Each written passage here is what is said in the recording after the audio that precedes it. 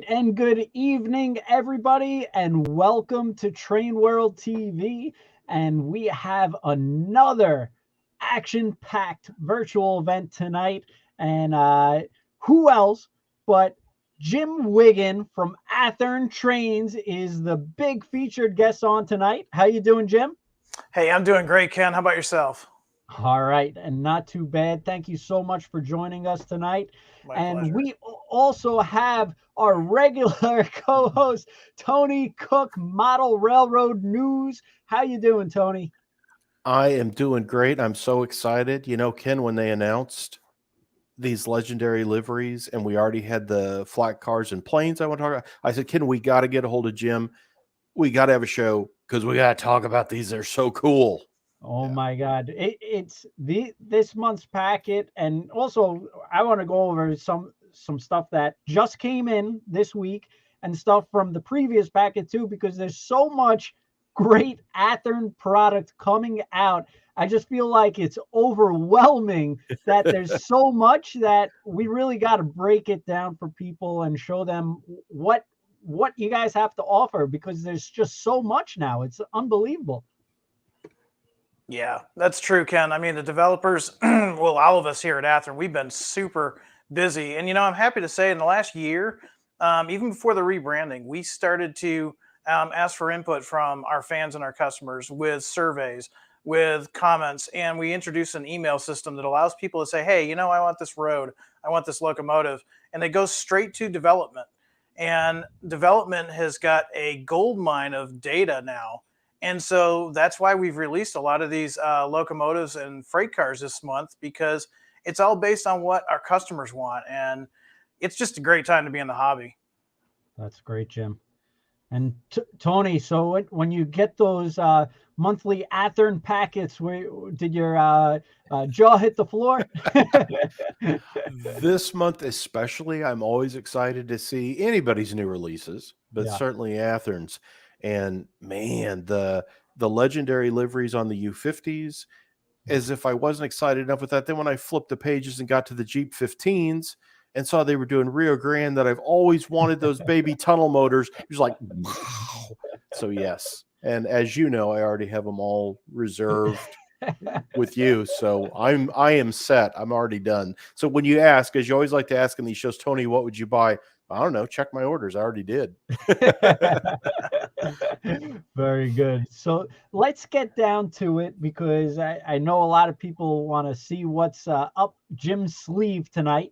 So let's roll over to Jim, and let me just make him the presenter. And all right, so what does Athearn have for us? So let's start with this month of June. We got some great stuff, and I'm going to go ahead and share my screen. Let's start with the U50s that you guys were talking about earlier. These guys heavily requested. We had a lot of guys asking for these, and so we wanted to go ahead reintroduce these, but not just do that. We've done some updates on these, and we're really excited to announce that if you buy the Tsunami 2 sound version, you don't get one, you don't get two, you get 4 Sugar Cube speakers in this beast. And it's the best way to let this guy really sound authentic on your layout.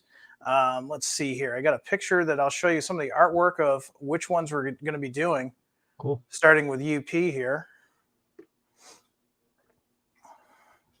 There we go. All right. So, Tony, I know this is a locomotive that you've been a fan of, and this is something that if you're not really familiar with this locomotive, a brief background. Union Pacific went to General Electric and said, hey, you know what? We're seeing the trucking industry is making some inroads to our freight. We want to make longer, bigger freight trains. We need something that will allow us to transport that capacity cross country. Because again, remember, the interstate has pretty much crisscrossed the country by this point. We're talking mid-1960s. And so GE delivered this massive beast. It's essentially 2 locomotives on the same frame, giving it 5,000 horsepower. And it's basically made up, like I said, of 2 2,500 horsepower prime movers. And starting in September 1963, UP purchased a total of 23 of these magnificent beasts. And it's kind of sad to think about it. They didn't last on the road all that long. They were retired by the late 70s or mid 70s for UP. But we're doing two different paint schemes on the UP. The first one I'm showing you here, this is number 47. This was repainted. This is a 1970s paint scheme, not the as-delivered paint scheme. And the reason, I'm sorry, this is number 41. The reason for that is 41 was involved in a fire, and the fire required a bit of a rebuild and, of course, a repaint. So this is the only one that had this 1970s era slogan, if you remember the "we can handle it" phrase from the 1970s. So this is the 1970s version. But we're also offering two other versions that are the as delivered with the 1960s dependable transportation. So we've got number 47 here and number 52 here. So this was basically because of General Electric answering the call to Union Pacific. Union Pacific, as you know, has always had massive locomotives. And for the most part, in the 60s, this was a raging success. We know what finally kind of put an end to it is the 1970s. We saw some difficulty as far as fuel and such. And so the railroads had to change their pattern very quickly. But for its time, this was just a massive engineering feat for both Union Pacific and General Electric. It's such a cool locomotive. And yeah, as Jim was saying, it's basically a pair of U-25s, which would have been the standard, a GE's 4-axle U-boat, and they just dropped them both on a big frame. So we'll give you two of them on the same frame, and they built 3 of these for UP, 3 of them for SP in like 63. Then UP came back and bought more to get up to the 26 they had on the roster. Such an awesome. I love that this whole double diesel thing. They had that guy at Union Pacific, and I'm forgetting his name, that just went nuts for these and got all these. And I go into my Lincoln dealer all the time and say, can you put two navigators on the same platform? And no one will do it for me. I guess if I had the clout of Union Pacific, I could get away with it like this. But so, yeah, these double diesels. And as Jim said, they make it up to about what the Centennial, which is also in the Athearn Genesis line in 1969, is kind of the end of the double diesel era. But boy, for modelers, collectors, operators, I mean, how can you say no to that monster, Ken? That is so cool. It's like the stretch limo of trains. Yes. Yeah, exactly. Exactly. And of course, as we know, Union Pacific wasn't the only customer. There was another customer. For you SP fans out there, Southern Pacific had these. They ran them until 1979, believe it or not. And so you have a few options. So you've got the big Western roads covered here.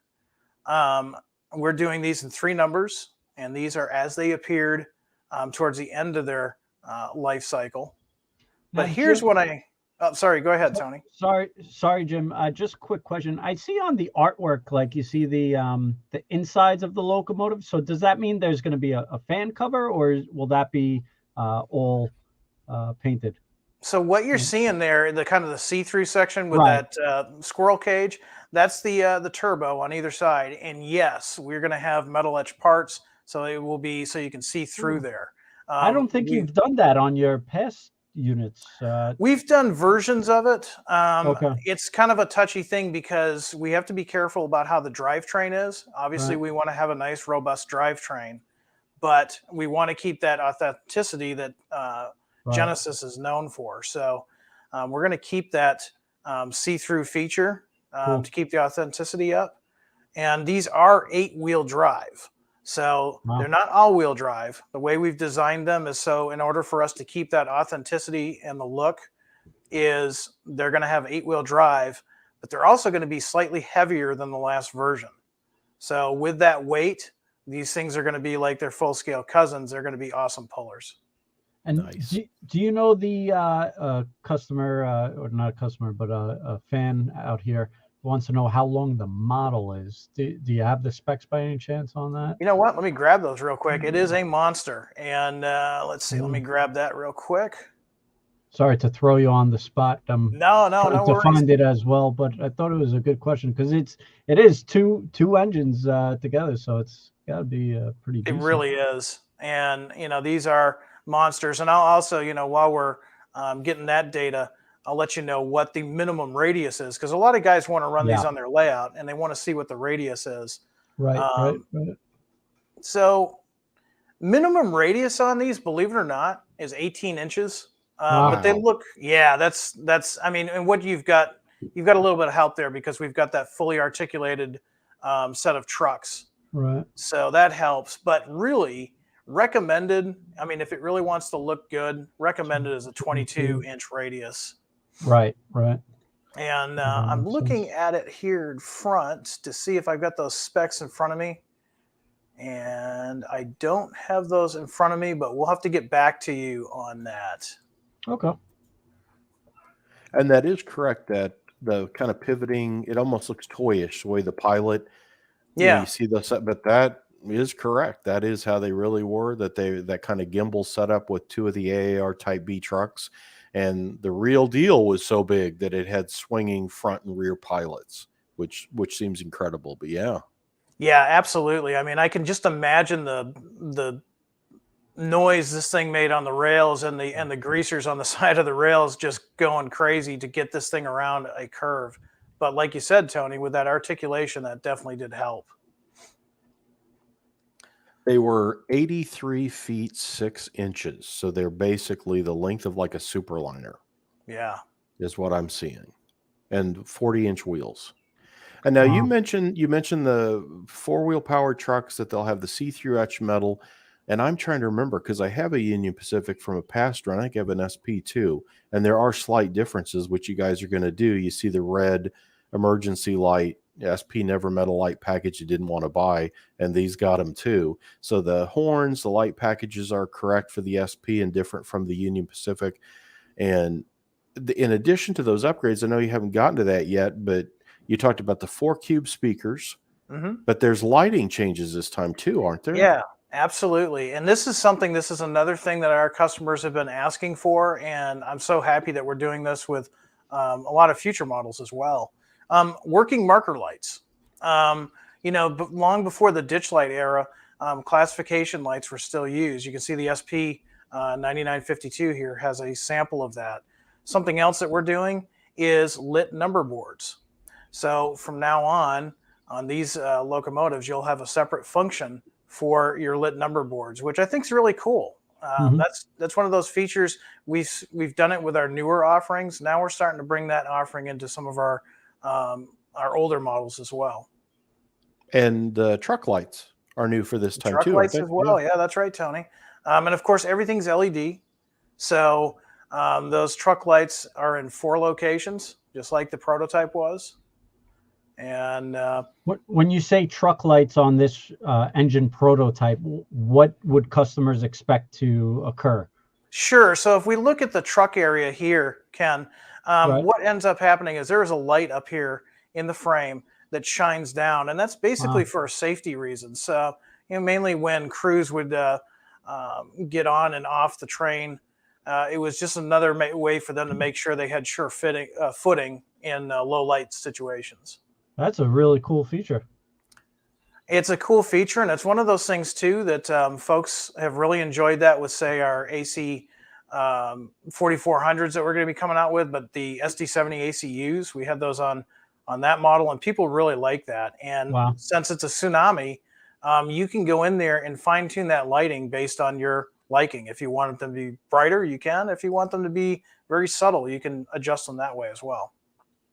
That's an awesome feature, because that's one thing I get emails on. I wish you could adjust or change this, and we're getting to some of those things now. As you say, it's so. In fact, I've got a letter that's going to be like in our August issue where a person asks, "I think Model Road News needs to do a wish list and talk about all the features." I said, email the companies, and I list like your product suggestion. And I said, they listen. Email them. I said, we've never been in a better time to be able to contact somebody and say, I wish you did this, or I wish you made that. And, the proof is every month in the new releases. So yeah, definitely. We'll give that address out here later, but Athearn, almost everybody's got good back and forth communication. So let them know, and these things become reality, because it amazes me when I see these things that guys wanted LEDs. They want to be able to control the brightness. They wish it did this. And it's like, boom, boom, boom. Here it is. Exactly. Can Yeah. you just show the UP one more time? Sorry. I'm sorry. What was that, Ken? Can you show the UP one more time? Sure. Yeah. Let's go back to the UP. One of the features that the UP will have, if you have the Tsunami 2 version, is you've got the rotating beacon on top. That's another lighting feature you'll have on top of the truck lights, the number boards, and the marker lights. Oh, very cool. And on the UP, the one that has we can handle it is the one and only, right? Didn't you That was mention the that? only one. Only Yeah, one. that was the only one, and it's kind of unique. And I mean, you can definitely tell. I mean, if you're a modeler of the 1970s, this is definitely a product of that. You can see we've got the ACI panels on the side flanks there.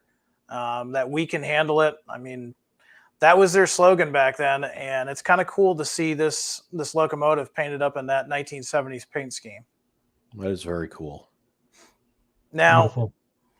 Tony, I know you're a fan, and I know I always tell everybody, Ken, it's a rather polarizing thing that we do, but we just have had so much success with it, and that's the legendary liveries. And we like to do some what if stuff every now and then. And you know, the basis of this, for anybody that doesn't know, what happens is our developers and our researchers, they spend countless hours pouring through books, slides, contacting historical societies.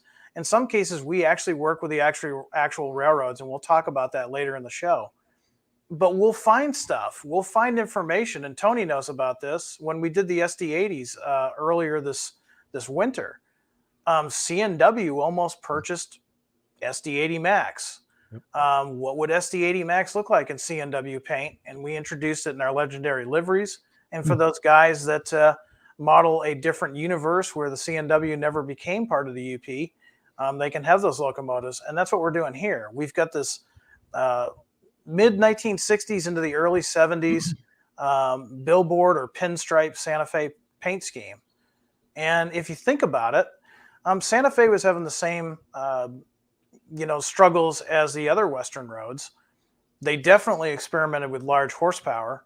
So it's not too much of a stretch to say, what if the Santa Fe had approached General Electric? What would a U50 look like? And this is what our researchers put together based on what could have been.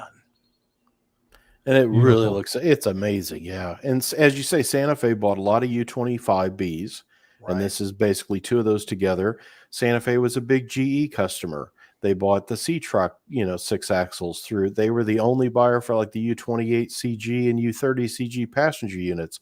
So again, it's not one of those far-fetched things. And again, the paint job you guys put together, this followed that black zebra paint. This came out in about 1960 and lasts till 1972 when the yellow bonnet took over. And man, this looks great. And I was so excited to see these because you guys have done these big double diesels. And again, UP is king. I love UP. I have them. But man, in the back of my mind, I'm always thinking, I want to do a run and have you guys do some other railroads because it's so limited on these prototypes. And wouldn't it be fun to see? So, when I opened this announcement and saw this was absolutely one of those, man, I have been wishing for this to happen for these Athearn models for years. So this is so cool.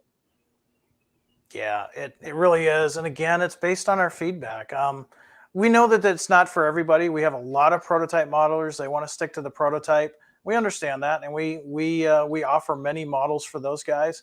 We also understand too, that there's folks like yourself, Tony, that wonder, what if 1995 didn't happen for Santa Fe? What if they kept on going without BN? Or what if they had gone to GE and said, hey, you know what? We want to go ahead and try this. And so is it a stretch? Not really, if you think about it. And it just lets us go down to that what could be. And for Santa Fe fans, this gives them something a little bit different to run on the club layout or their home layout. I had the day this announcement came out, that Friday or whatever it was, Jim, I had somebody message me on Facebook saying, I know there's guys that grumble about these, but that Santa Fe looks really cool. It does. It does. Really does. Yeah. Now we did something else too. And I'm really excited about this one. I think the most, as much of a Santa Fe fan I tend to be. You know, General Electric, like I said at the beginning, Union Pacific approached General Electric and said, hey, these are our needs. This is what our requirements are. Can you build something to this spec? And of course, General Electric did. But let's back up a little bit and let's look into that alternate universe and say, you know what? GE sees the needs of these big Western roads. What if we made a demonstrator? And, you know, the guys nailed it on this one. I mean, Tony, you and I have share a love for demonstrator units, and this is so quintessential 1960s demonstrator paint. It definitely looks like something that would have happened, and so we had to do this. And I'm really excited about the demonstrator. It really looks awesome. And as you say, I mean, again, UP would come to builders like EMD or GE and even Alco and said, hey, this is what we want. And they realized the market was probably small for it. And some of them demonstrated in armor yellow without lettering, you know, the few times they went other places. But this being 63 is early enough. It's kind of back in the day where a demonstrator unit seemed to be done for everything. So this is almost one of those you stop and scratch your head thinking, well, now did they? And it's like, yeah, no, they didn't. But that's exactly what it would look like. In fact, I've got let me see here. I'm going to, if I can share, I'll show you what this is based on. There is the red and white of the U25s. So as you can see, it is exactly. And while I have this up, I'll show, we were talking about how these are limited to Union Pacific, but look at this shot that I found. This is on the Burlington testing. And as you can see, tucked into the consist is a U50 there backwards. This is around the Galesburg area about in the 1960s. And then there's the SP with a close-up look at that light package and some of the other features that are going to be accurate on it. And as Ken mentioned, you have this, and I got to dig mine out now that you say that this, I think this was see-through in the past, wasn't it? Really? The radiator sections, but I think it is changing a bit for this run though. I could have sworn it wasn't on the previous models, but maybe I'm wrong. I could be wrong. Yeah, it's something that we're, you know, with the Genesis, you know, we went through our rebranding this past spring. So Genesis and Genesis 2.0 doesn't exist anymore. It's just Genesis, Athearn Genesis. And going forward, where I have a real firm commitment to not only reintroduce models in the Genesis line that we've done before, but we're going to refine those. We're gonna start giving them more lighting features and things that guys, quite frankly, ask us for sometimes on a daily basis. And so that's why we're so excited about the U50. We've got refinements in the body shell itself. We've got those lighting upgrades that it's never had in the past. And another thing too is our engineer is working to put more weight into those. So now these will be a better puller than the previous run. Wow, that's great. Nice. And you know what's great about these demonstrators, if you need an excuse, which I don't know why you need an excuse, but if you need an excuse, let's say you modeled Canadian roads, and I know there are a few guys that actually do that, and then Pincy or New York Central, let's say you did Pincy in the 60s. This suddenly makes sense of, you could say it's demonstrate. I mean, imagine this demonstrating on your HO horseshoe curve for a Pincy layout. So it gives you multi-stripe gold, yeah. But yeah, you can always put a demonstrator on any railroad, and get away with it for the era. So yeah, if you're a 60s modeler, now you suddenly have an excuse. You could have this thing running around on the Rock Island or Missouri Pacific, and I like that. That's a nice feature. And like I said, the legendary liveries has allowed our guys to, a lot of folks think we're just making things up, but there's so much time in the research level on these locomotives that inevitably they find something that there was a point in some railroads' life that they considered a certain locomotive and they were going to be delivered in their paint scheme, but for whatever reason, the stroke of the pen never happened for that order. But we like to do that. What if? And this was just a great example of us exploring that a little bit more on a model that we've offered in the past, but now with future upgrades. That's great. And all of this that we're talking about today, the reservations to guarantee are through the end of June. Is that right, Jim? We're on Friday, June 24th is the deadline for pre-orders on these. And I try to tell folks every time, contact Train World and say, hey, I want to pre-order this locomotive, because I bet you Ken can attest. We'll talk a little bit later about some stuff that just came into stock, and it's just going quickly. So you don't want to be disappointed. Yeah, everybody really needs to gear, especially, years ago, I don't know, 10, 20 years ago, the industry was a lot different, where there were only a couple of models produced, but they were produced in depth. But now there's just so much being made, and the quantities are a lot smaller, but it's still a lot being made, but just, spread out. So make sure you get your pre-orders in, because there are limited quantities on a lot of these engines, and especially on the hot stuff.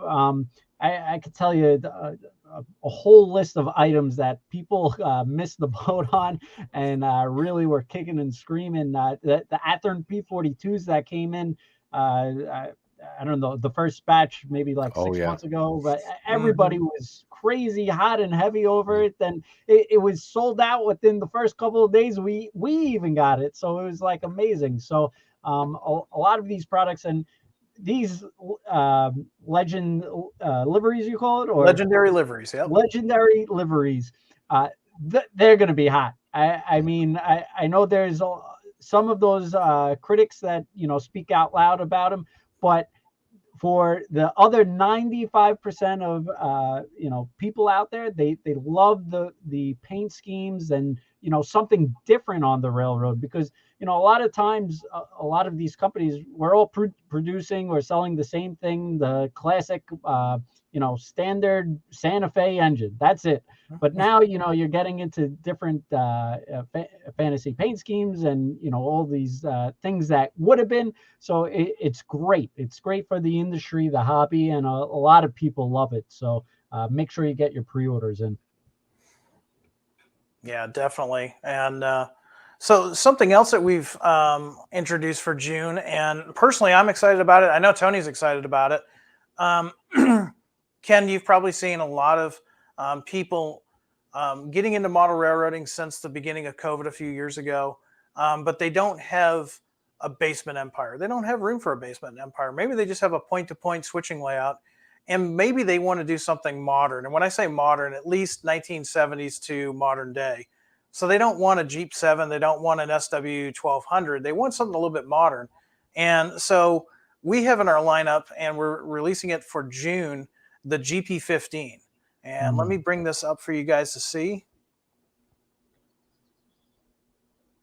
And really, briefly, the GP15 was the answer to a lot of railroads like Illinois Central Gulf, who was rebuilding their GP7s and 9s. EMD came up with a program and said, hey, you know what? We can use some of the parts that you've traded in on your GP7s and GP9s, and we're going to give you a whole new locomotive. And these GP15s were great little locomotives. They could be used in industrial switching. They could be used in branch line operations, and they still last even today. They're a great fuel-efficient locomotive. They were built right in the middle of the 70s fuel crisis that we went through.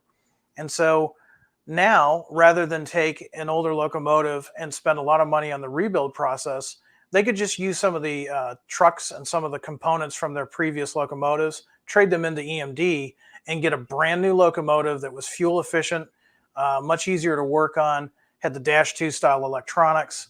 And here we have the GP15. Very nice. We're offering, I'm sorry, go ahead, Tony. And this one you're doing, there's a couple of different body styles. This is a 15T, which Correct. was the dynamic brake version that was exclusive to the CNO, the CSX units of the time. And then there's also the Chicago Northwestern version with the inertial air instead of the hump there behind the cab. But we'll look at those as we get to them. But there's, again, this being a Genesis model, you got road specific and production specific details across the board. In fact, I'm just catching for the first time, is that going to have rear ditch lights too? Some of them will, and we'll talk about that here in a moment, because some of the ones that we're offering are mid-1990s. And of course, 1990s, that's when ditch lights became pretty much standard on any Class 1 locomotive. So the ones that I've got here in front of you, you mentioned C&O. This is a former Chessie locomotive, lettered for the C&O. And as you know, CSX kind of went through a phase of paint schemes. They started with a rather plain gray paint scheme. Then they started adding some blue. And unfortunately, that paint scheme, as neat as I thought it was back in the 80s, it was a little dark. And they wanted to get away from locomotives that were so dark. They wanted to give it a little bit better visibility at grade crossings to help prevent collisions. So what they did was they took the existing paint scheme and they added yellow to it that you see here. So it's not quite the YN2, the hockey stick paint scheme. It's kind of the interim between that. And it was a great way for them to take a paint scheme that was currently in use and just add a color to it. And that's what we're representing here. The first one, 1504, this is what they call a blue stripe repaint. And something interesting about CSX, they had a blue down, which we'll talk about in a moment, and they had a blue stripe with a blue frame. So this one here is a blue stripe. It's a repaint. It's got the yellow ends and it's got the frame stripe. But if you look carefully on the cab, you'll see that C&O sublettering. And this one's going to include the whip antenna, a large front plow, and a unique number board font that is completely different than the other two that we'll talk about in a moment. It's great. And Roger already has 3 of the CSX models on pre-order. So great job, Roger. This is interesting time for CSX, and this brings back a lot of memories for me. I'm sure Tony as well. These are, again, we've had a lot of requests for CSX, and we've had a lot of requests for 1990s era models. And I'm really happy to have these introduced at this point. Now, we were talking about ditch lights earlier. You'll notice with this offering here, this is going to have both forward and rear mounted ditch lights. Per the prototype. And interesting upgrade, just like the U50, we're going to have lit number boards, and where applicable, they'll have working marker lights as well. Very nice. So here is 1513. This is another example of the blue stripe that we were talking about. It's another mid-1990s. So you guys that modeled the 1990s, especially on the east side of the country, this is probably what you're going to want to look at. It's a blue stripe repaint with the yellow ends and a frame stripe. However, this one has a CSXT sublettering. It also has a whip antenna, large front plow. But here's something that you're going to enjoy, Tony.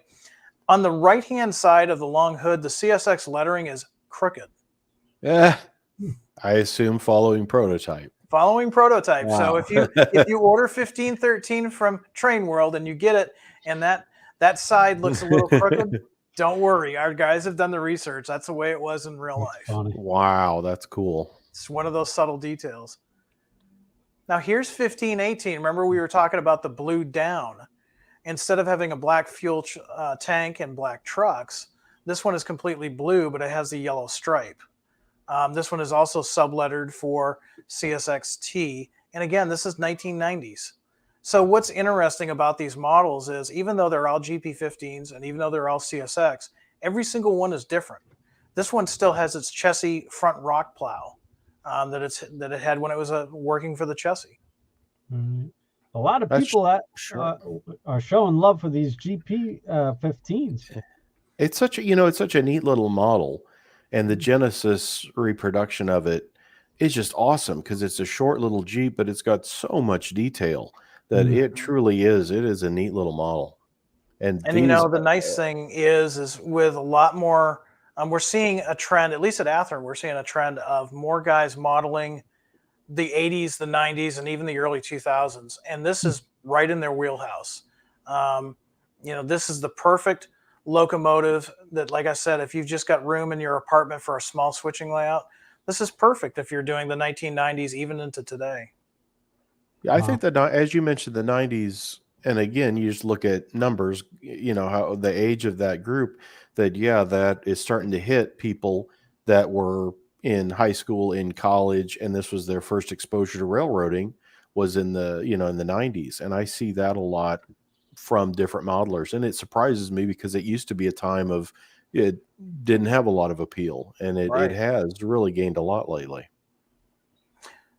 Now, Tony, I'm going to ask this question before going to the next slide. I know you know it, but who was probably one of the largest order of GP15s as far as railroads. And second, I'll make it a little bit harder. The second largest order of GP15s. Do you know what road? I think 15 wouldn't be on the map without the Mopac. You're close. Oh, is it They were actually the Northwestern? biggest. Yeah, they were actually the biggest. Okay.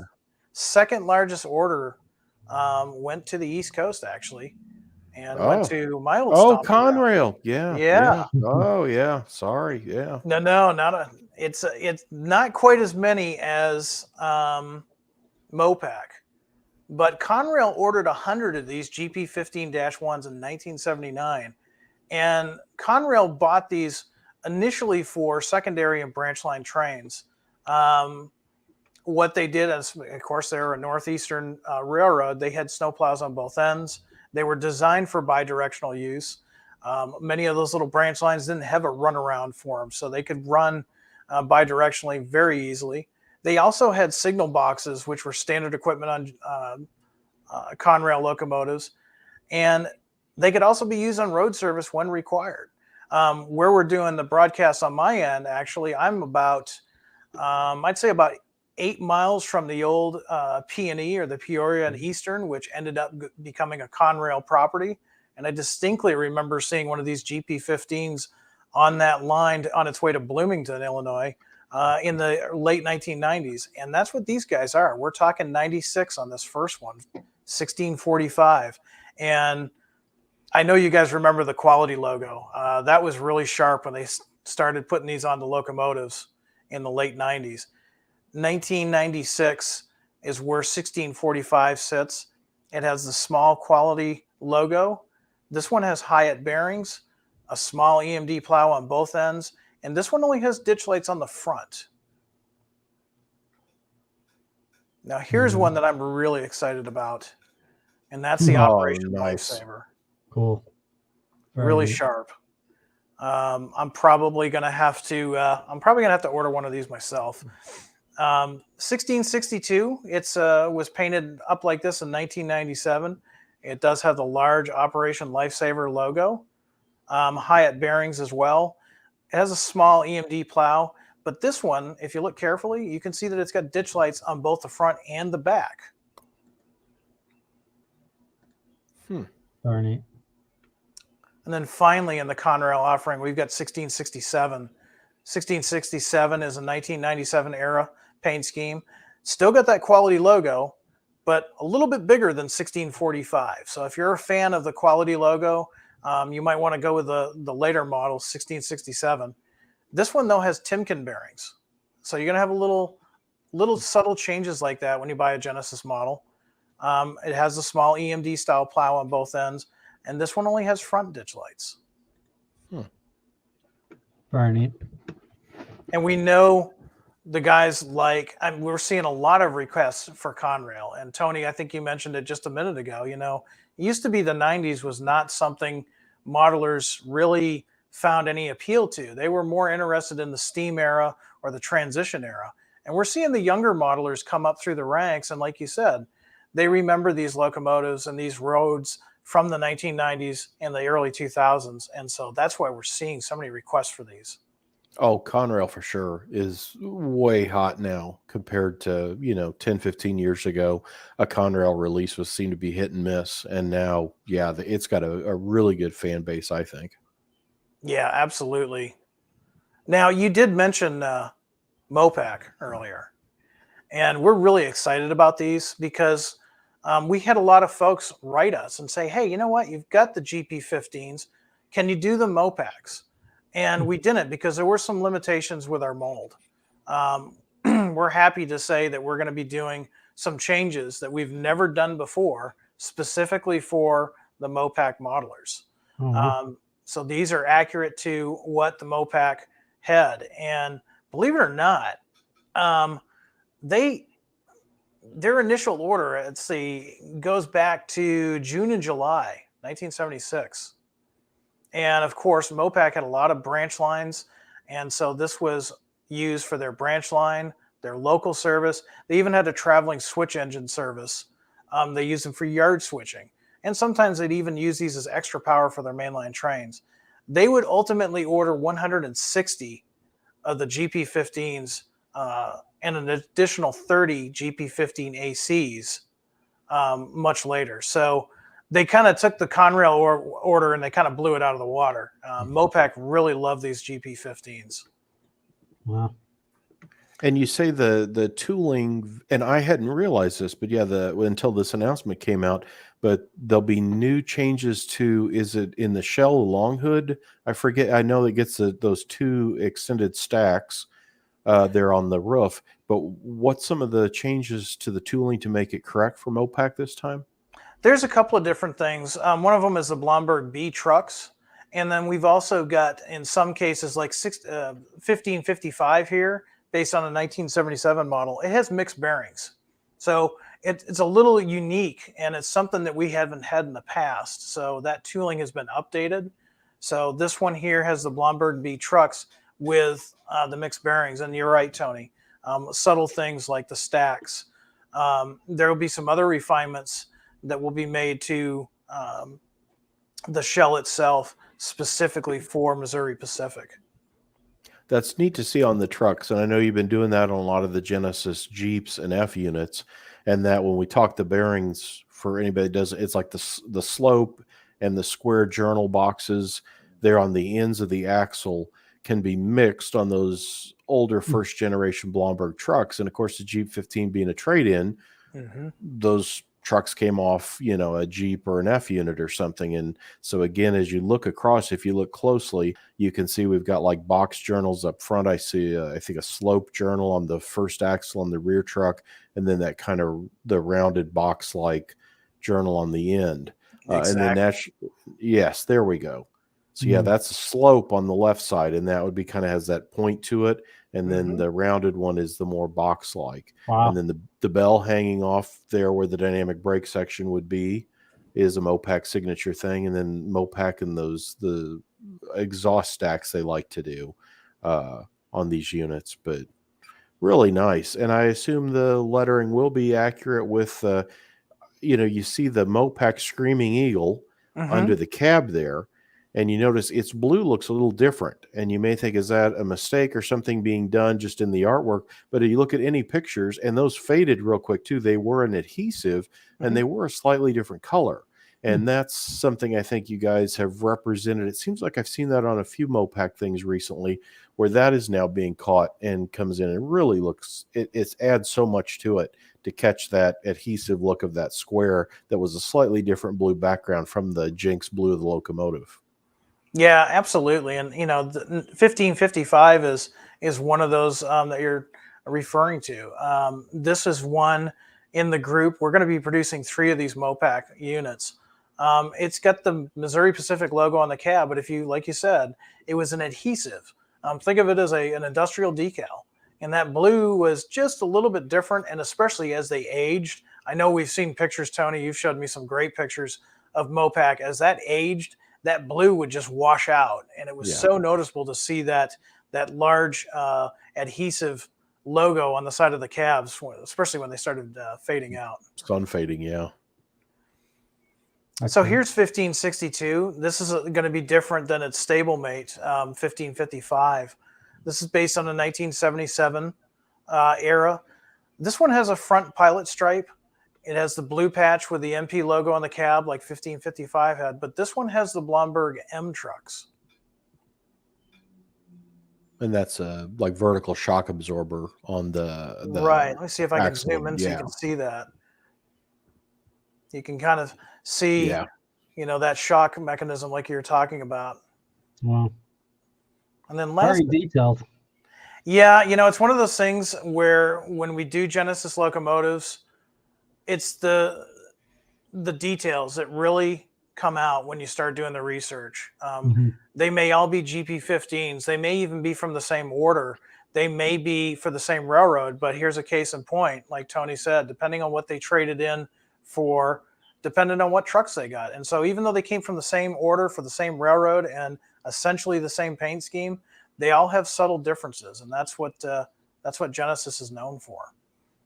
Now, last but not least, we've got the CE&I here on the cab, and check this out. A little bit different than the previous two. This is number 1572. I'm sorry, 1572. And this is the early as delivered paint, 1977 era. But I'll zoom out of here. There's a few other slight differences, very subtle. And those differences, no front pilot stripe. You've got that C and EI logo on the cab, Blomberg trucks, and this was kind of interesting. All blue handrails. There's no white ends on this one. It's completely blue. And that, of course, the Mopac Chicago and Eastern Illinois subsidiary is what it represents there, as Mopac sublettered like T&P for Texas and Pacific, and these for a number of years before it was all incorporated into Mopac. And this would actually be one of the later, newest locomotives to get that subsidiary sublettering on it. Yeah, and just a sharp locomotive. And these won't have the down lights on the trucks, correct? Are you talking about the ditch lights, Ken?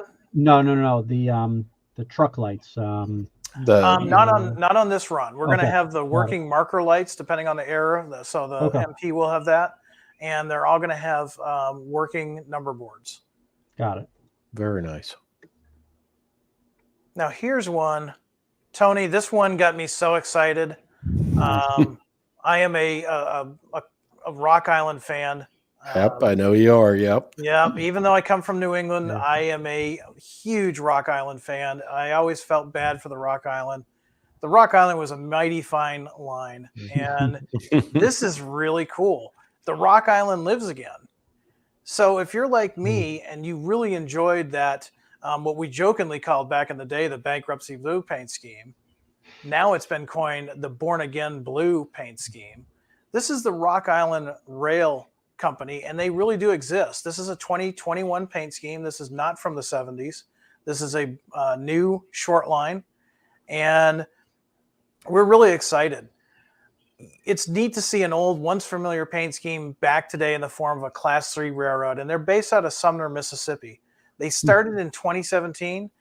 Group purchased the rights to use the original colors and logos, operating as the Chicago, Rock Island, and Pacific Railroad, and their reporting marks are RILX. And they recently purchased the former CNW GP15-1, and they painted it in the really cool mid-1970s blue with the stylized R that Rock was using at that time.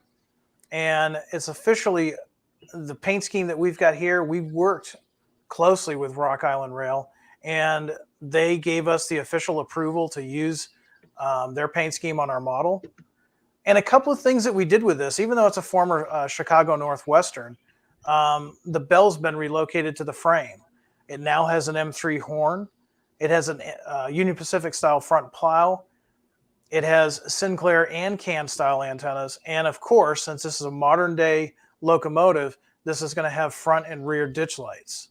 So for you guys that have been looking for, I really want to do a short line or a branch line or a point-to-point switching layout, but I don't want a 1960s or 70s era locomotive. Here you go. You get the best of both worlds. You get that really cool 1970s rock paint scheme, but it's actually being used on a daily basis down there in Mississippi. Beautiful. It is really, really awesome. And I think this is the first time that railroad, this new version Rock Island, has had a model done for it. That you guys are the first to do it. They have a handful of locomotives they've painted in the rock blue, and they've got one in the red and yellow speed letter. But this, I think, is the first model for this short line. And again, this is yet another Jeep 15 behind the cab. Instead of that hump, you see the louvers. This was Chicago Northwestern. This was a less expensive version without the inertial air intake from EMD, and it recycled things from older Jeeps. So Northwestern was exclusive with this style with the louvers there behind the cab. So yet again, and as you mentioned, it's got a UP plow and such, because again, it would have moved over to Union Pacific for a few years before it ended up here. I think this will be very popular because there's been so much attention on this new rock railroad that it is very cool. Yeah, definitely one that you're probably going to want to pre-order, because I can tell you once they get into stock and people see, and there's something about it. It's funny, Tony, you can relate to this. I mean, when this paint scheme was new in the mid 1970s, people jokingly called it the bankruptcy blue because the Rock Island was on hard times. Oh yeah. You know, I jokingly call it the Boston and Maine of the Midwest. They were just their infrastructure was in really bad shape. There was a lot of deferred maintenance, but they tried to come out with this new image to kind of get away from that. And at the time, people were not too keen on it. It wasn't typically a paint scheme you would see on a railroad, but it's funny, you know, to quote an old song, you don't know what you've got until it's gone. And people really like this blue and white paint scheme. So it's exciting to see this on a class 3 railroad in modern times in 2022. It is amazing the life it took on, because when you think about it, it's introduced in mid-75. Rock Island is bankrupt by 1980. They didn't have any money through those years, so while they did paint a lot of things, given that they had no money to be doing it, that it really has a pretty short existence. And yet you will still occasionally see a blue rock like covered hopper in a train. We see them from time to time in Missouri, and this scheme just has taken on a life of its own, that it remains popular to this day. It really does. And we're really, we want to thank Rock Island Rail for working with our developers. Really excited about this one. But we've got some other stuff too that, Tony, I know you're excited about. Everybody's been excited about these. Let's check this out. So this was an easy one for our developers. I mean, these were referred to as baby tunnels. And when you think of tunnels, what do you think of? You think of the SP. SP. And so we've offered these in our legendary liveries. We've got these in 2 different road numbers. What we've done with these, both 3900 and 3912, to give them the SP look that would be authentic to an SP locomotive. We've got the cab-mounted gyro light, which again, if you've got the Tsunami 2 decoder, you can have that actually operate. It's got the nose-mounted UDE light that flashes if you've got the DCC version, operating class lights, cab air conditioner, large snowplow, Nathan P3 horn on a bracket, and a whip antenna, and in this case, Blomberg M trucks. So what the developers did is when they were researching all these different locomotives, this was another one that's what would have happened if Southern Pacific had ordered these GP15s. And this gives us an idea of what it would have looked like. Wow. And an L-shaped windshield. That's right. Which is another SP signature thing they were buying at the time. So what a unbelievable. And again, for years, this Jeep 15T, which this version was always kind of called the baby tunnel motor because the back end has the look of like an SD40 T-2, and they had dynamic brakes. They were prototype only to the chassis CSX units. But again, this was another one like the U50s that I always would say, man, these in like Rio Grande or SP would be so neat because they are like little tunnel motors. So again, after being blown away by the U50 announcement, I turn another page to this, and literally, Ken, I about just took my Visa and put it in the mail and mailed it to you and said, here, just send me all this stuff. Yeah. We're very fortunate. Everything is hot. Anything Tony buys is hot. Yes, I mean it's one of those things where you know, Tony and I will talk about stuff, and sometimes we'll get ideas from Tony and a lot of people out there on social media. We watch the social media. We watch our own social media, and you know, thankfully, like I was saying earlier in the program, we've got the Athearn product suggestions email that goes directly to developers. Now, you might not always get a response because we get inundated with emails, sometimes on a daily basis, of things that we're going to do, but it really gives us the tools that we need to actually make something like the baby tunnel that you see here. That's great. Now, here's another sharp one. I mean, it's hard for me to say sometimes what my favorite paint scheme is, but there's such a classy paint scheme right here of the Rio Grande. The Denver Rio Grande certainly has a beautiful paint scheme. And what would have happened if they had purchased GP15s, kind of like the SP? And again, developers wanted to make this look realistic. We didn't just take a Conrail looking GP15 and paint it in Denver Rio Grande colors. The developers actually worked to say, okay, what if they had ordered this from EMD? So what we're offering on these is operating class lights. You see the nose mounted gyro light, which again, if you got Tsunami 2, you can actually operate that. These are going to feature the Nathan M3 horn, Sinclair radio antenna, and in this case, we're going to put Blomberg M trucks on these. And we're offering two numbers. We've got 5970 here and 5977. So you can, build up your fleet, build up your yard. Even if you got a massive layout, you can justify these as yard switchers or branch line service.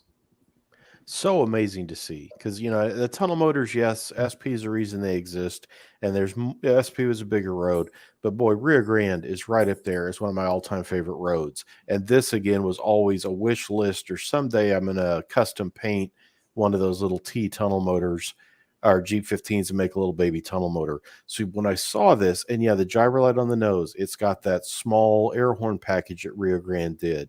I mean, it is really, really awesome. And again, both roads too had big, good sized fleets of Jeep 7, Jeep 9. So they would have had the fodder to give this stuff to EMD and have it done. In fact, Rio Grande in the early 70s, right about the time these came out, they traded to Rock Island some Jeeps in a deal. Rock ended up with some Jeeps and some kind of odd thing of trading stuff to EMD that probably made sense to an accountant and just gave us rail fans something odd to look at, where there were Rio Grande Jeeps that got Rock Island logos put on them because they ended up running them for a while. Right. So both these could have been that these are roads that had Jeeps. They could have traded them in and had them rebuilt into these. And yeah, wow, this was another one next to that Santa Fe U50.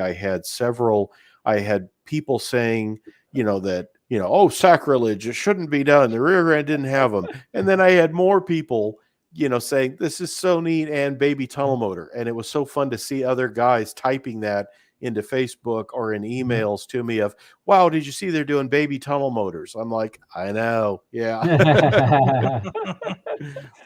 Yeah. The funny thing is if we had introduced a GP15 and Rock Island Rail, say 10 years ago, that would have been a legendary livery. But look, what's old is new again. So who's to say there's not a class 3 just waiting to happen that might pick up on a Rio Grande or an SP? So who knows? We might be trendsetters here. You never know. Yeah. It's a really nice paint scheme. So for our last offering, and another one, this is for the guys that are operating mid 1990s that want a short line. And you know what? This I'm going to be honest with you. This was a name that I had to really practice. Do you guys want to give it a go and see if you can pronounce it? I heard you do it on Train Tuesday, and I'm like, that's how you say that. So no, I won't. No, I'm not going to touch Apalachicola. Yeah, I'll go with that. Now I can't say it. Apalachicola. That's how we say it. Apalachicola. Wow. It kind of sounds like a fun song, but yeah. Apalachicola. We're doing 2. They had 3 of these. In the early 1990s, Apalachicola Northern was a 96-mile short line, and it was in Florida. They rostered 3 of these unique GP15Ts, which they ordered from EMD new 1983. Now, originally they were delivered in a yellow paint scheme. We have had a lot of requests from our fans saying, hey, can you do the earlier paint scheme for us guys that are doing the 80s? And we've had so many requests that I think it's safe to say that in the future we will offer those in the yellow paint scheme. But for this one, we wanted to do a 1990s paint scheme, specifically early 1990s. So these would be fresh out of the paint shop. You'll notice too, they don't have ditch lights. A lot of guys were saying, hey, these are supposed to have ditch lights. Well, we're doing the 90s version. These are fresh out of the paint shop. And when they were in this paint scheme originally, they did not have ditch lights. So that's one thing I wanted to let guys know, because there was a little bit of confusion on that on our social media. But they're going to feature a non-dynamic hood, turbocharged prime mover. It's going to have a gyro light. And something that's kind of neat, kind of a throwback to the 50s and 60s, canvas sunshades. You know, most locomotives delivered from EMD at this point had your standard steel sunshades, but they opted to go with the old school canvas sunshades. And like I said, by the mid 1990s, they received this really vibrant dark blue paint scheme. So really cool. We've got 720, and of course we've got 722. So 2 of the 3 locomotives for this railroad. And some of the details, like I said, they'll be operational in DCC, those lighting features that we talked about. And of course, it's going to have operating number boards as well. Very nice. Very neat. Very neat. Cool paint scheme. So yeah, we've been a little busy at Athearn, and you know, it just amazes me with what some of the things that we come up with. And we had been getting some feedback from our customers about N scale. They're saying, hey, you know what? Are you going to do some more N scale? And I don't mean just rerunning boxcars that you've previously done. Are you going to do anything new? And I had to bite my lip for a little bit because I knew the developers were working on something. And I'm going to show you guys something big. I'm actually going to share some pictures that I've not shared with anybody else. So consider this the cool. The world premiere. Now we do have an ad going out on these, and what I'm talking about is our acid tank cars. These are Genesis, and they have been done in HO for a few years now. But I want to really talk about the N scale versions of these. This is our first Genesis freight car in N scale. And it's going to be the 13K acid tank car. Let me bring this picture up. And I want you to think for a second, Tony, we are spoiled in this era of N scale. I mean, I've got my N scale layout behind me. I've been doing N scale since 1995. And it amazes me, all manufacturers do a really good job on N scale. And when I saw what development was doing with these tank cars, let me just tell you that my pre-order is going to be mainly this whole packet of N-scale tank cars. So let me show you the first big news on these, is we're doing something that nobody's ever done before. And as you know, in the real world, these have a shelf coupler. It's a safety device, and we're offering these in our McHenry line. So when you get the 13K tank cars, you are getting the shelf coupler. Never been offered before in N scale. This is all new. This is a ground up design, and we're really excited to show that. You can kind of see, if I zoom in here, that shelf that I'm talking about. You have an upper and lower shelf, and that is common with a freight car of this type. That was very neat to see that you were doing that. And yeah, now the tank car on this one, Jim, I know there's refinements done to it, but it's the first Genesis branded in-scale release from Athearn ever, right? Ever. Yeah, this is ground up. This is not, this isn't a previous mold or anything of that nature. This is all ground up. And everything that you see on this drawing here, this is a CAD drawing, everything is separate. So the braking, all the brake lines, all of those detail parts, basically nothing is going to be molded onto this. This is the first time that I know of that we're going to be offering cut levers in N scale. If I zoom in here on the end, you're going to see the cut lever. And like our HO scale car, we're going to offer the rubber air hose. That's amazing. That's very nice. I mean, again, in scale has come such a long way, but there are still some of those refinements that, again, you would consider for a Genesis HO, but then you see Genesis in scale. Well, I bet it won't have. And yep, you're going to have the coupler cut lever. You got the train line hose. Wow. Yeah, this is going to be a dynamite model. Here's just a list of what we're packing into these models, and I'm really excited about these. As you can probably tell, they're going to have the Type F double shelf. First time, like I said, ever offered in N scale. All of these are going to come with that Type F double shelf McHenry couplers, and they're body mounted. For so many years, we had those Talgo style trucks where the truck and the coupler were one. Guys are asking for more prototype looking N scale cars. It's not just the HO scale guys, and the N scale guys are asking for it too. So we're delivering with body mounted couplers.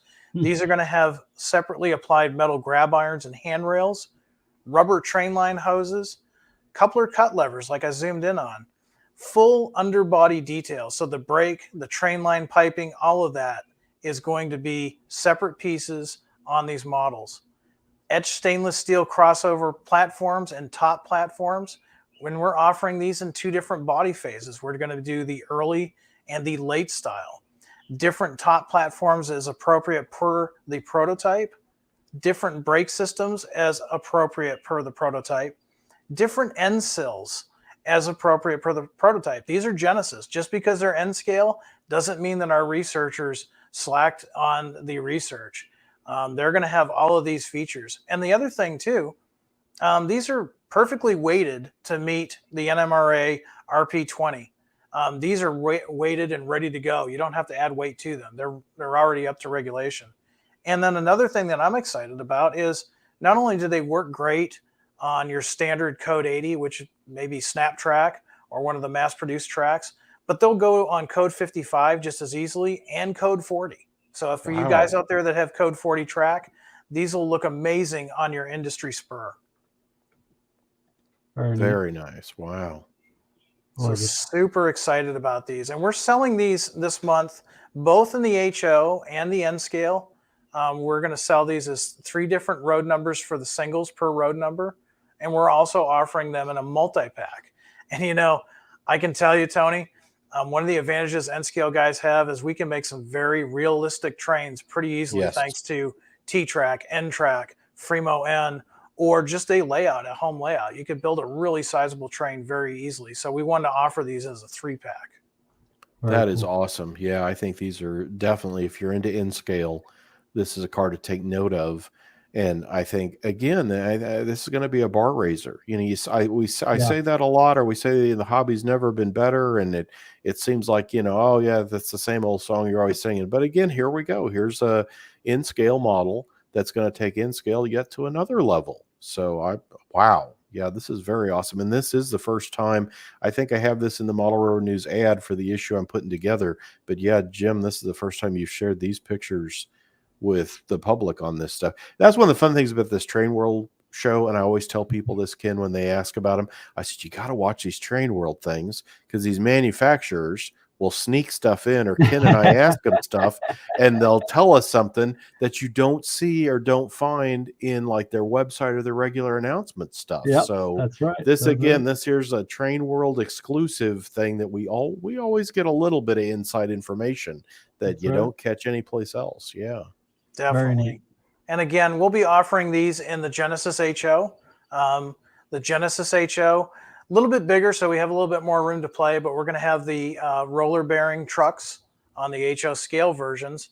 And you'll notice that if you see the HO scale road names that we selected, we have the same road names in the N scale. So a lot of guys, we get a lot of comments either on Train Tuesday or maybe on Athearn Extra. It's like, hey, can you do that road name in N scale, or can you do that N scale road name in HO? Well, this way we've got Genesis cars, and they're available in HO and N scale. And this time we're mimicking the road names for those. And the nice thing about these, Tony, is these cars are appropriate for, we've got a car that's appropriate for 1980s into the 90s, all the way into the 2000s. So we've got about 3 or 4 decades of eras for HO and N scale guys to choose from. That's great. I mean, that's about 40 years of operational stuff there. So depending on what you're modeling, boy, you probably got a use for that. Wow. Yeah, do we have do we have time before we move away from our stuff here? That I think the window is closed, or was on, but I got to mention the flat cars with the plane loads. Oh yeah, you know what? Those have actually closed. That was May 27th, I think was the last day. So you know, those are cool. And Tony, I knew you'd like those. As soon as we announced them, I thought of you because of HO Collector. And you know, HO Collector, if you're not aware, is a great magazine for a lot of us Boomer and Generation X guys that remember the old brands and the Christmas mornings of getting our train sets and such. And again, this is an Athearn offering, goes back to the 60s. This was back when model railroading was a little different than it is today. I think today we're a lot more prototype-minded, prototype operations. but in the 60s, it was a little bit different. And every once in a while, Athearn likes to, give the older guys something to remember that they've got fond memories of. And these planes, the flat cars, we got to throw Tony a bone once in a while. Well, I did buy all the flat cars and boats from you when they came out, and that was the one I missed and was chasing them down. And luckily, I did find some at Train World. So if you missed getting your flat cars with planes, when they do hit, if Ken Jr.'s got any extra, they will pop up on the website briefly, because that's how I did score. I got all 4 of the military branches on the boats, and I'm going to have a 2-page spread in the third quarter HO collector that I'm going to press with next week. Has got that, because I think it's the article's titled "Athearn Goes Sailing and Next Year We'll Take to the Air" with the flat cars. But these flat cars are so cool, because we've got military ones again, and as much, of course, I ordered all the military ones, Ken, but look at the railroad ones. And I mentioned this in the article, the planes, look at that. That's like a UP plane with the armor yellow and the red, and the Rio Grandes in like aspen gold with the black stripe and the silver. Yeah. It's like, how awesome is that the planes have the flavor of the railroad? So yeah, this cleaned me out. I think the B&O is the only one I didn't buy, and I keep thinking, why did you not complete your set? But I know I ordered all the rest of them from you and got them reserved this time, so I won't be bugging you with that. Ken, by any chance, have you got just a couple of these for me that I'm already taking care of? Yeah, it's amazing, and all these shows are so great because I'm actually writing down notes as we go through it, and making sure we either stock heavy on certain things or promote certain things, like the Athearn N scale tank car. It's going to be a home run, so we got to really feature the details and everything. But these flats with planes, Tony and Jim, between this and the flat with the boats, I think a lot of people took a liking to them, and the pre-orders were kind of subtle in the beginning, but as soon as they came in stock, people went crazy for them. And it has that nostalgic feel, because even just with HO, but also post-war O-gauge, a lot of people had those flats with a lot of accessories, boats or planes on them. So no matter what scale you grew up in, the Athearn is kind of bringing you back into HO and offering it a new style and a new flair. So it's really interesting, and people love flats with any kind of accessory on it. So especially having the boats and the planes now is excellent. And the boats, people went crazy, and it was just unbelievable. So and they're at great price points. It's not like, you have to break the bank well over $100 for it. They're at a great price point for you to put on your layout. And everybody should be like Tony. You got to collect them all. So get one of each. And another thing too is I'll say on Train Tuesday, don't overlook these. Maybe they're not the prototype, accurate stuff that you're used to, but we're just opening up again. I know myself, I've got a show coming up in a few weeks, and it's a bunch of us N trackers getting together, and there's modular clubs in the HO world as well. And what better cars to have to really draw the public in? The public will see something like this, and it really brings in the younger folks and the general public. And so these are a great little ambassador car, if you will, to our amazing hobby. And it might be a way to bring somebody in, and who knows, we might be planting the seed for the next model railroader. That's great. And yes, I'm working on this right now. In fact, this is still being proofed and goes to press this Tuesday. And this is in the inside future. peek. Yeah, so you're getting a look at this is the third quarter HO collector.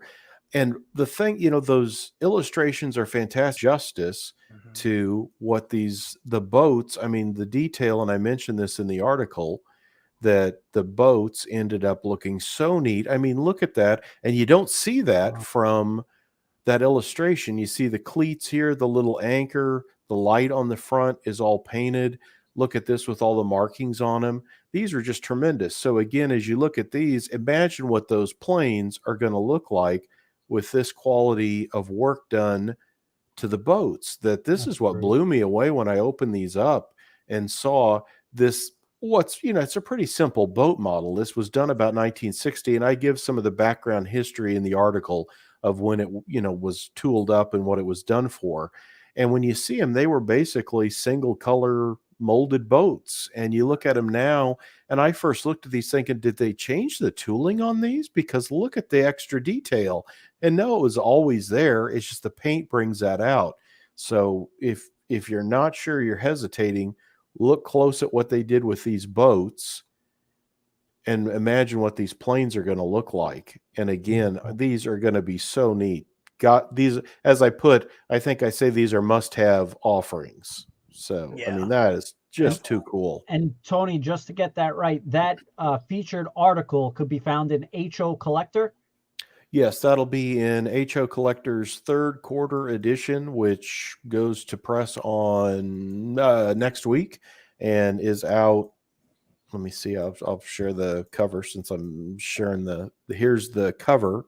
And there you see it with all of its wonderful printer marks around the corner. Yeah, we're doing the old Roundhouse box cab turns 50 this year. Wow. And Jim, as you see, the one I put on the cover naturally was the Ford. The Ford version. So yeah, that will be the cover of the next HO Collector, and has that article on that. And we cover future collectibles and things like that in there too, so you don't miss out on stuff.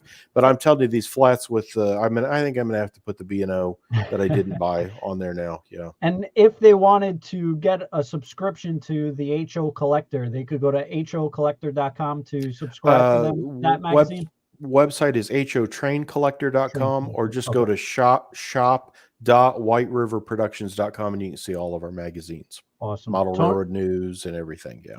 Tony does a great job with all the magazines. Model Railroad News is like the Bible for trains. Every month, what's coming in hot, new. Yeah. And what I love about it, it's all different scales. It's not just HO. Sometimes it's, all different things and what's new, hot. You have your finger on the pulse of the hobby. And, that's why Tony does these great events. He hops on Athearn's live stream sometimes, our live streams sometimes. So he's bouncing all around all these places. So he flies around in his private Athearn HO jet. Complete with my dog in tow. Yeah. I was going to say, doesn't Bandit have some influence on some of your pre-orders as well? He does, yeah, and he's guest appearing here because I'm house sitting for a friend, and she has 3 cats, so he's not doing well with the cats, so he has to stay here locked up in the office with me. Otherwise, the cats are terrorized. So that's why he's here present today. Yeah. Very cool. And one last thing before we move on to the next item. One thing too is, originally, like you were saying, not only the detail has been brought out, but we've upgraded these cars. Now they include metal wheel sets. Remember in the old days when we used to get the blue box cars? What were the first 2 things that we replaced? The horn hook couplers and the wheel sets, and now they come with, the McHenry couplers, which are compatible with all different types of scale-like couplers, and the metal wheel sets now. So they really are. It's the best of both worlds. You get that nostalgia, like you said, Ken, but you got the really nice modern feel and look and operationability of these cars. Absolutely. Yeah. What awesome stuff. Now, Ken, didn't you have some new stuff you just got? Athearn stuff? You haven't shown those yet. Yes, we do, but I think Jim's still going. Jim, do you have more stuff? Yeah, there was something else that you wanted to talk about tonight. I think it was a certain Canadian Pacific locomotive, wasn't it? Well, I have some new stuff to show. If you're ready to show off some new stuff.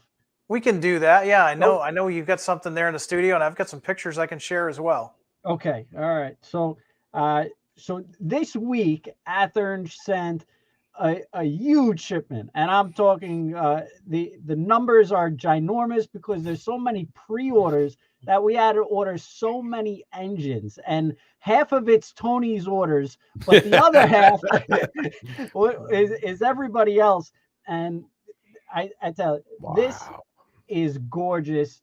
This is the Montana Rail Link, and it's a SD70. Just gorgeous. And let me just zoom in here 1 second. Really beautiful paint scheme, and it's hard to Wow. really get it done, but we've been taking some pictures and posting it on social media, and it's just a gorgeous engine. And Athearn's, I believe they're pretty much sold out because I think I grabbed them all, and this and also the other Heritage units, but they're not going to last long. This is a gorgeous paint scheme, something unique, different. Thank you to all essential workers. And Tony, if you haven't done a article on this, this has to be one of your feature Oh, pieces for sure. exactly. Yeah, there's two of those Montana Railing special paints that they've done in the last couple years, and yeah, this is Cool. for essential workers that they did, and the other's a veterans one. And boy, they are spectacular. And in fact, I helped some of your guys there at Athearn with pictures on that one. I can't remember who was asking, and I sent stuff, but just awesome. And Montana Rail Link, of course, is that section of the BNSF that they're actually taking back over. So Montana Rail Link soon to be a fallen flag. Now, Ken, we can see it pretty good, but tell me, on these, that printing and the stripes, is it sharp? Is it crisp? How does it look? I mean, it looks fantastic from here. Is it nicely done? It is gorgeous. They listen. In the past, there's been some other manufacturers or in the train industry where it was newer technology with all these wraps where it didn't come out clean or crisp. But this looks dynamite. Wow. I mean, it's really gorgeous. You could see all the details, and it looks like an Athearn Genesis model. It's just to perfection. Just really gorgeous. So the Athearn team really did a beautiful job with this. And what's amazing too is for the pre-orders, this was obviously very well received and people were going crazy over it. But now what's happening is they're ordering the other Montana Rail links to kind of put them all together and everything. So those are very, very limited because there weren't as many produced of those. So people are gobbling those up just to run them side by side. Just really neat. Wow. That is beautiful. That is really nice. We're so lucky right now too. We talk about what a great time in the hobby. What a great time for prototype railroading. When you think of all these special liveries, heritage units, there's so many things to go out there and see out on the rails today, and then to have models of them. And then this is the heritage units. And now Tony and Jim, you were talking about some new kind of differences between the old I guess heritage paint schemes. Yeah definitely. Union Pacific, they introduced these a number of years ago now, and it seems hard to believe, but they essentially, these are tools. These are tools to get the job done, and as time went on, the paint got faded and they got a little ugly, so UP repainted them a couple of years ago. But when they repainted them, there were subtle differences. So technically these are new models. These are not like the previous run. They have the subtle differences that UP put on them when they repainted them. And we worked very closely with UP. We got a great relationship with Union Pacific, and they were more than happy to help us out with these, and really excited on all of these heritage. And we're going to be doing more of the heritage SD70s in the coming years. Those are very neat. I think some of the changes, I remember Janik talking about that with me, some of this labeling, some of the warning labels and other things are different. And I think, is it the GPS, maybe some of the antenna arrays on the roof? Again, these have been in service PTC. long enough that you've got PTC and other details. So if you've got these or wanted these, here's a contemporary version of it, so you could have the two and compare what they were like. But this would be accurate for how these units look today.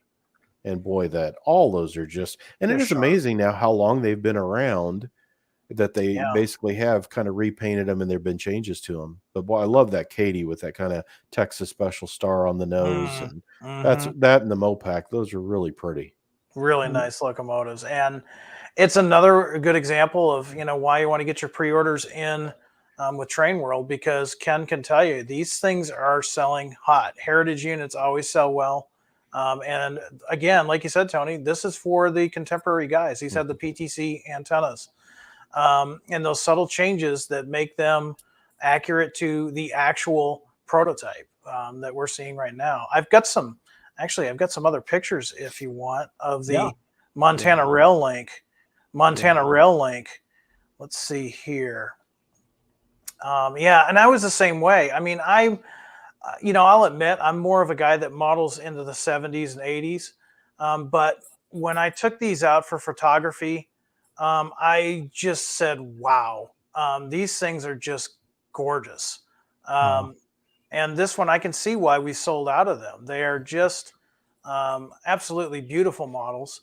And like you were saying, it's not really a slant to any manufacturers, but in the past, the technology wasn't there to apply this type of decoration. I mean, if I zoom in on the door, you can see how neatly the star lays over the door. Right. In the past, the technology just wasn't there to do that. And now we have that ability. Something like this in the past would have had to have been done by a custom painter. And again, definitely, yeah. This is the first time in HO scale that anyone's ever has done this paint scheme. So it's just gorgeous. Something new, different, exciting. 4th of July is coming up, so you could bring it out. It's got that American flag look, just beautiful. And it's funny, Ken, you say the 4th of July is coming. I want to give you guys a hint as to July. July, we have got something big coming, and it's going to be very patriotic. So for our friends here in the United States, you're definitely going to want to tune in to our new announcement for July items, because it's something big and it's something patriotic. Tony, I know you're going to order one. I wish I could tell you what it is, but I'm going to make you wait a little bit. All right. Okay. Yeah. But in the meantime, if you haven't ordered one of these, I mean, from our distribution center here in Champaign, Illinois, they're completely gone. So if you've been on the fence about buying one of these, Ken, I know you've got these in stock, but they're pretty limited, aren't they? They're extremely limited. We just got a huge batch, and the amount of pre-orders on these that went out was just unbelievable. So they're flying out of here. And whenever Athearn is sold out, people just start to scramble. It's like, oh no. And the dealers start to scramble. Everyone's starting to scramble. So make sure you get your order in, because especially a paint scheme like this, it won't last. And I'm not even kidding around with the other heritage paint schemes as well. I mean, people are going nuts over them. It's just unbelievable. And it's a big month. You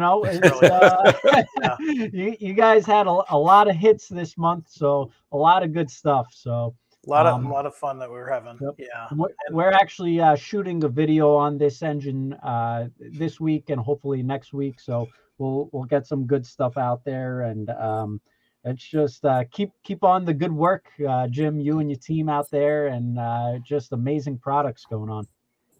Yeah, thank you, Ken. And again, we couldn't do it without our customers and our fans. We value everybody's input. We really do. And we monitor our social media feeds. We're starting to experiment now a little bit with some TikTok. We put some videos out there on TikTok. And of course, we've got our YouTube channel. Tony has been a guest on a couple of our programs, specifically the Athearn Extra, which is a program where we go a little bit deeper. And as you know, Tony has a wealth of information on prototype stuff. So it's a lot of fun. It's basically a couple of trained guys getting together and talking about the models and the prototypes. So if you ever want to check those out, you can go to our YouTube channel and like and subscribe. And we usually do an Athearn Extra about once a month. And of course, Train Tuesday every Tuesday. And the Train Tuesday announcement, that the secret announcement is going to be on the 5th, the day after 4th of July, I believe. Our big announcement for July is going to come on a Friday, June 24th. Okay. Yeah, right. And so we're already working on a special Athearn Extra, so maybe Tony can join us for that. But it's going to be a 4th of July themed Athearn Extra, and Like I said, if you're really like these patriotic units, I think you're going to want to tune in for that, because it's a big announcement. And I'm excited about it. So if I'm excited about it, I think you guys will enjoy it, and I'm sure our fans will as well. I just saw Tony's head go back and think, and I'm like, he's probably thinking which credit card he's got to put in. It may be more severe than that. Bandit, you're going to generic dog food. Yeah. Oh no. We got to make some cuts around here. Yeah. Wow. Well, and even Jeff said, if only I had money. It's I tell you, the amount of amazing announcements coming out, it's unbelievable. So lots of great stuff. Wow. Definitely Very cool. cool. A good time to be a model railroader. I mean, there's so many good things in this hobby, and we're happy to be a part of it, and happy to share this with our fans. Without a doubt. And just so everybody knows, our new website launched, and you could click Athearn Trains under Shop by Brand. But we also added something new for Athearn, where you could now search by the month of the catalog. And I think this is really helpful for pre-orders, and especially for like this packet. There's over 119 items. I mean, so you're talking about a lot of product to sort through. So I think this will help everybody kind of find what's new, what's coming out, and you could search it. So this was May announcements, and you see all the things, and you could also sort by scale here. So if you only want HO scale, but there's so much product being announced by Athearn. They're doing a tremendous job. HO scale, N scale, high-end Genesis engines, or for regular rolling stock, everyday runners. And these are the flat cars with the planes. And $40, that's reasonable. You're getting an actual plane on top of the flat car. So they're making it affordable at a great price point. These are the P42s, really unique paint schemes. This was we did a segment with Athearn as well on the Operation Lifesaver. Just some really nice stuff. Other P42s, ES44s. Just tons of stuff, and I wrote down even more stuff to go over, but I mean we just focused on a couple of this one packet and we're already an hour and a half in. But AC 4400 CWs, I mean, this was brand new tooling. It was previously announced in maybe 2 months ago, but a huge blockbuster announcement for the industry because it's new tooling, never been done before. Just really home run stuff. SD70M has a one paint scheme that Athearn is doing. It's a very unique paint scheme, just really cool, different. So Athearn has a lot of stuff going on. The AMD 103s and P42s, they have the anniversary Amtrak engines. And these paint schemes are gorgeous. We did a whole segment with Amtrak on with Tony, Jim were there, and it was just amazing the camaraderie between the actual train Amtrak company and all these train model manufacturers. So it was really unique. So a lot of stuff going on. Tony, I don't know how you keep up. There's so much. Ken, you're showing this, but this is Train World. So I want a deal. I want a deal. So I've got here, look this up. I think you still have these in stock. I've got my shared screen here to bring this up to show. I want one of these special units, but I want a deal. And when you want a deal, New York's Train World's place to go. Look at that. They've got both. This is the DCC and sound. Wow. $159.99. You got to be kidding me. Yep. You got to be kidding me. And you've got the non-sound too. That's, I think it's $119. So you're looking at these thinking, man, I'd really like to have something like this. Ken Jr.'s got these in stock right now, and look at that price. That's with Tsunami too.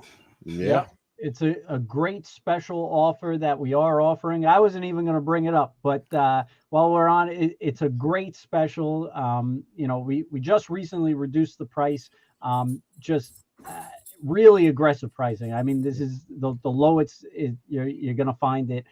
Just really great engine, and the paint scheme so unique, different. Yeah. So get them now before they're gone. Just really hot. Amazing stuff. So there you go. There's your big deal. You got to have a deal. Yeah. Yeah. And I got to say, you know, since you redid the website, it's dangerous for me because, you know, I've said it before. Tony knows this. I'd say, Bob, probably 90% of the guys that work at Athearn were model railroaders. And so the website, when you relaunched it, it really is easy. So all the things that we're talking about after the show, if you want to go to the Train World website, you guys have made it super easy to search and to find products for either pre-order, or if they're in stock, you can just go ahead and order them now and enjoy them a little bit sooner. Thank you. I appreciate that, Jim. And just so people out there do know that, you know, I'm not just, or Train World as a entity, we're not just taking orders just to fulfill them. We're a drop shipper. I actually place my orders, you know, ahead of time in the month, and then I go off of that and see how the order's coming in. So we're actually stocking product. It's not, you know, a drop ship scheme or anything like that. We have close to 3/4 of a city block of just warehouse of trains, and so we have the warehouse to fill it, and a big bulk of it is Athearn trains, and it's just getting bigger with Athearn. You see it with N-Scale, the new announcements, just it's unbelievable. They just keep on growing. So Jim and the Athearn team just keep on doing great things. Tony, you keep on doing these great articles on Model Railroad News. It's every month when I get these you know, your packets and your books, your Bibles, now they're getting thicker and thicker. It's such fun stuff. So awesome. And love these opportunities, Ken, to get to do this. Because again, as I say, we get to see things, find out. There's so much. These models are so intricate. You know, look how we went through those road names, and every Missouri Pacific, every CSX G15 had something different about it. So there's things that I've written them up, I've looked at it, I think I know, and then we bring them up to them like, oh, I didn't see that one had rear ditch lights. There's so much to find out, and these kind of shows are a fantastic way to do that. I mean, really appreciate the time and the opportunity. Yep. And I just one last thing. I know we keep on going on, but this is that one engine, a little small, but it's very unique. And I think this is going to be another home run piece by Athearn. Very unique looking, different than your typical engine. And a lot of these paint schemes, people are just want something different. And I'm sure, Tony, you probably got something up your sleeve for a paint scheme like this. You know, it's such a collector thing. Yeah, we ran this in. I had James Belmont out in Utah sent me pictures when this was brand new, and I ran this in diesel era.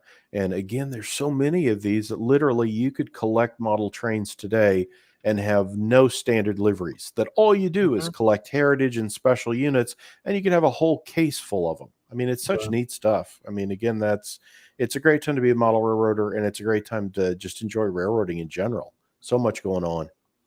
Yeah, absolutely. All right. Well, I think we could probably keep on going all night, but Tony's got to feed the dog. I got to go home, and I'm sure, Jim, I'm not sure if you're at your work office or home office, but I'm sure you got to get out of there. But I appreciate both your times. We're heading up to 2 hours on this epic event. Wow. And we just scratched the surface. Exactly. Right. Yeah. So much stuff. Yeah. Yep. But thank you both again, Jim, Athearn Trains, tons of product. We really appreciate you having on and walking through what the big splashes were.